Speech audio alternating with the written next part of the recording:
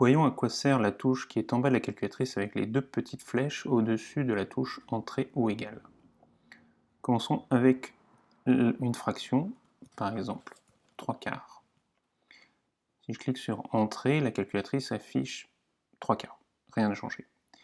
Si je reclique sur les deux flèches, cette fois-ci, la calculatrice affiche 0,75 puisque 3/4 est égal à 0,75, mais au lieu de l'écriture fractionnaire, la calculatrice affiche l'écriture décimale.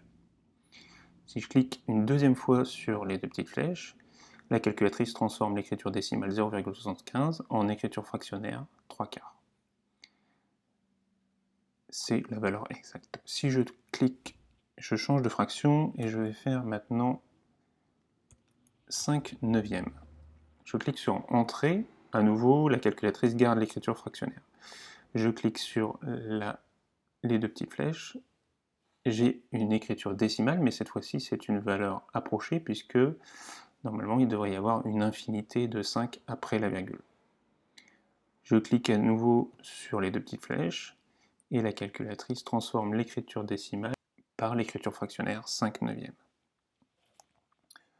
Si je calcule la division 5 divisé par 9, et que je calcule sur Entrée, il me donne cette fois-ci la valeur approchée, décimale, et si je clique sur la valeur, les deux petites flèches,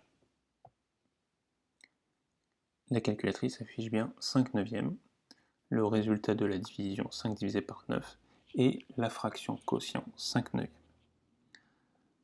Alors cette touche peut être utilisée pour les fractions. On peut essayer aussi avec 2 fois pi fois 9.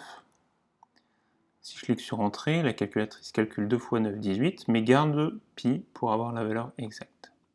En cliquant sur les deux petites flèches, j'obtiens la valeur approchée, puisque pi est environ égal à 3,14, et la calculatrice fait le calcul 18 fois pi avec un certain nombre de décimales, et donc j'ai une écriture décimale approchée de 18 pi.